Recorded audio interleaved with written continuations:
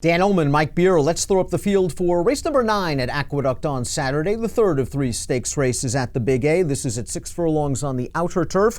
$100,000 is the purse. It's the Atlantic Beach Stakes for 2-year-old turf sprinters. It's a pretty big field of 2-year-old. The pace projector always tough with these 2-year-olds. Many of them have showed a lot of speed in their careers, and the number 8, Embolden, is expected to make the early lead.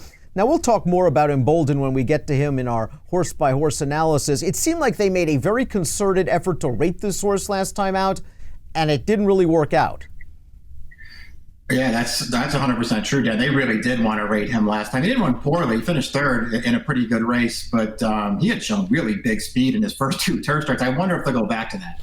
Personally, I think that the 4, Jack and Noah, who was clear on the lead in the Futurity, and the 7, Montauk Daddy, who was clear on the lead in the Skidmore, I think those are the 2 horses that are going to go to the lead. Embolden is fast. Maybe he can park himself just off. And So Street, who has shown big speed in Maryland and in the Mid-Atlantic area. Listen, this horse has only lost once on turf in his career, and that came to 4-wheel drive, who was an exceptional turf sprinter, as we saw by his victory in the Breeders' Cup Juvenile Turf Sprint. Let's watch So Street's win 2 starts back. This is the Howard County Stakes at Laurel, and he just took no prisoners from the start. 21-4, 44-4 for the half. Me and Mr. C, who's also into this race, is going to rally belatedly into second, but no match for So Street. This horse won very easily here. I didn't think me and Mr. C actually ran a sneaky good second in here.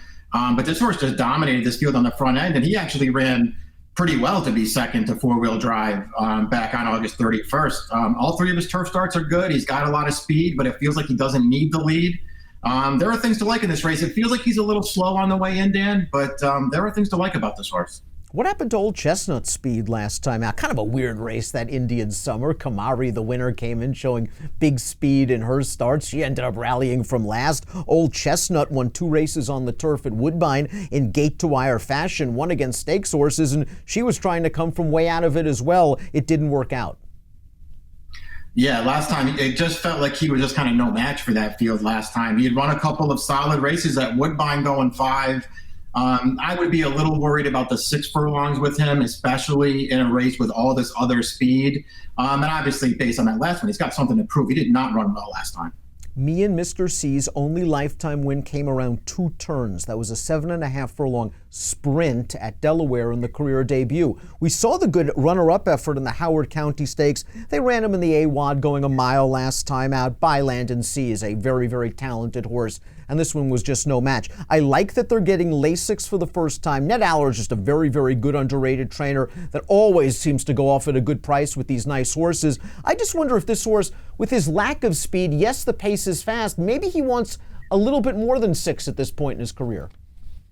It'll be interesting to see. I don't know what he wants right now. He was just, as you say, no match last time in the award. Those horses too good for him. I thought he ran well in his first 2 starts. There's something there with him. This might not be the right spot for him, but if he's going to be a big price, I don't know, I'm going to leave him in the mix somewhere, use him underneath, because he does have some talent. Jack and Noah goes out for Gary Barber, Marcassi, Jose Ortiz, top connections to be sure, pace-pressing winner of the career debut. I liked what they did last time out in the Futurity. Listen, they just shot right out there. They took the race to 4-wheel drive. They said, come and get me. The problem is 4-wheel drive came and got him. Yeah, they got very aggressive with him last time. I don't mind it either. He ran pretty well. I really liked his debut. He looked good winning first time out. To me, he looks like a horse who they might not really have any choice but to use his speed. He looks like a very hard horse to handle early in his races. He pulls really hard.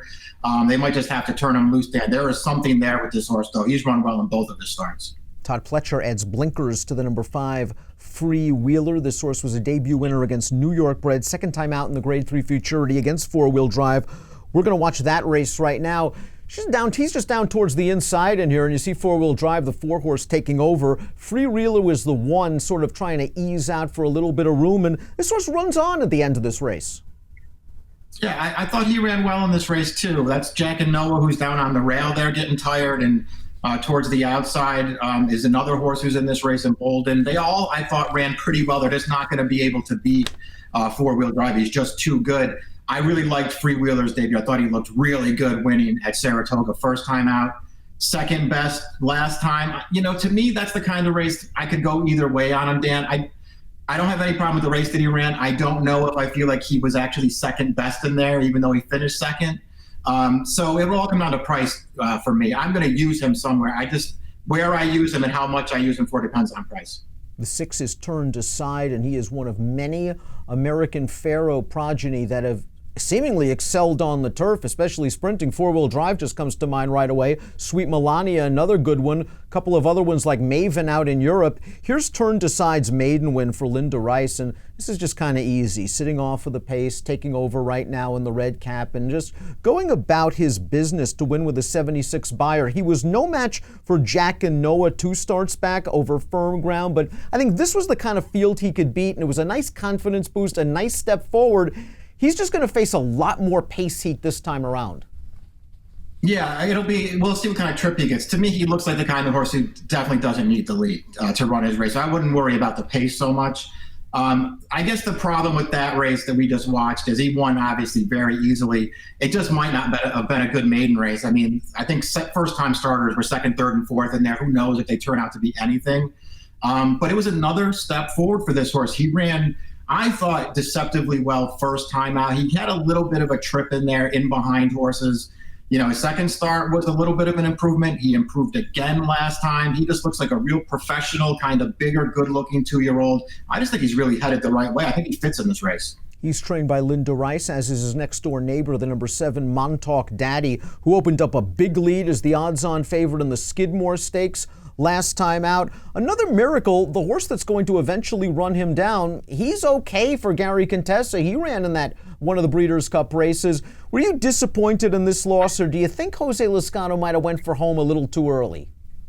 Yeah, it just felt like, especially considering the way this horse broke from the gate. I mean, he didn't break well from the gate at all, and then they just sort of rushed him. I don't know if they rushed him or if he just pulled his way up there, but just took over, opened a big lead, and got tired at the end. You could see him getting tired. Another miracle, as you said, he's a nice horse. He was third behind Four-Wheel Drive in the Breeders' Cup Juvenile Turf Sprint. He's a really nice horse. This horse looked good breaking his maiden. I didn't think his last race was, necessarily a step in the wrong direction. It just didn't work out for him. I think you'd be more concerned with him with the layoff in here and with the other speed. The 8 is Embolden. He won his first 2 turf starts by open lengths, albeit against Virginia-bred competition at Colonial Downs. He won those races on the lead. As we mentioned when we discussed the Timeform U.S. Pace Projector, in that futurity, Joel Rosario was in no rush coming out of the gate. I think it was surprising to a lot of folks that this horse was bringing up the rear of the field with another runner turning into the turn, swung widest in the lane. I think he gained a lot of experience from that effort. Maybe the blinkers on sharpen him up. Perhaps he doesn't exactly need the lead to win, and I like that he's drawn outside the 2 other main speeds. I like all that stuff too. I thought he looked good winning those first 2 turf starts. It's just interesting to me that, it did seem like they made a concerted effort to rate him last time, and now they're going to put blinkers on. I don't know what they're going to do here. He has plenty of speed if they want to try and make the lead with him. And I do think he's run well in all of his turf starts. Again, it's just one of those things. Freewheeler was second last time. I don't know if he ran the second best race. Maybe this horse ran the second best race with that outside trip from off the pace. Maybe Jack and Noah ran the second best race, sending to the front. I'm not sure, Dan. I think all 3 of those horses are contenders, and we'll just see how they decide to bet them. Another horse adding blinkers is the number 9, Axiomo, but this horse has run well with blinkers in the past. We'll go back to that Indian Summer Stakes 2 starts back, and I know this race was dominated by horses coming from off the pace. Axiomo is relatively close. He's the 6th horse in the big white blinkers in between horses, and he's going to punch on to finish a non-threatening third at 64-1. His fig's just pale in comparison to some of the others, but if the pace is hot, maybe he can come for a share at a big price.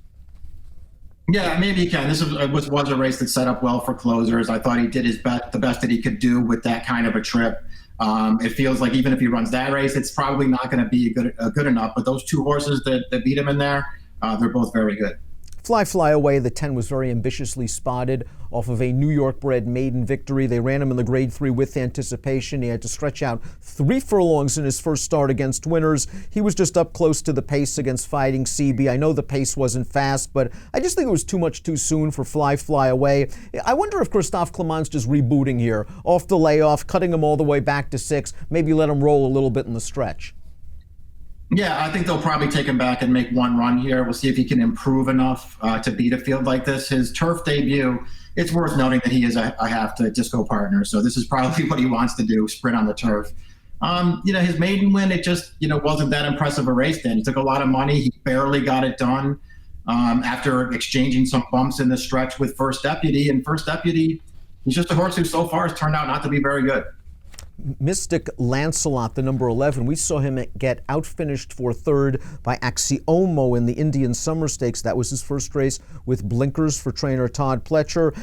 He was the favorite, actually, in the Grade 1 Summer against the very talented, decorated Invader, based off of an extremely fast race at Saratoga, sprinting over firm going. And he beat some talented horses in that race. So in the summer, I'll draw a line through that race over the yielding ground. Do you think he was just too close to the pace last time out? Was the pace too fast for him? Because he was a bit disappointing, I thought.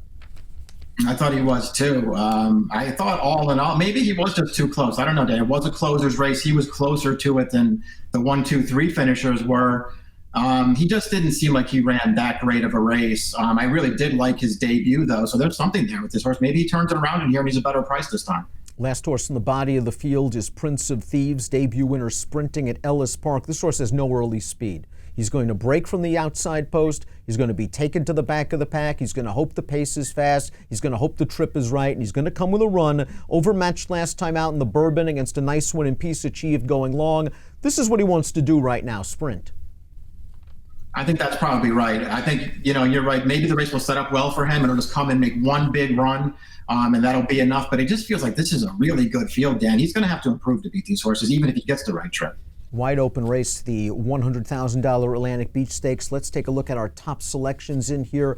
Mike, you like Turned Aside. Again, that last race just looked like a nice building block. It just looked like a 2-year-old colt that's beginning to figure the game out and is sort of sitting on a much improved performance. That's how I was looking at him. Let's see, I think this is going to be a tough race for him. There are some good horses in here. I just like the way he's coming along step by step for Linda Rice, and I feel like he's going to be a really good price in this race. Despite the fact that they took Embolden out of his game last time out, he ran a career best Beyer speed figure, was plugging on at the end, galloped out second best behind four-wheel drive. I thought that was a good learning experience for him. It's interesting that the blinkers are on, but again, I like him drawing outside the 2 speeds. I think he gets the jump on the closers, turning into the lane. Mike's going 6.543. I'm going 8.574 in the $100,000 Atlantic Beach, the third of 3 stakes races at the Big A on Saturday. This one is an approximate post of 350 Eastern. Good luck.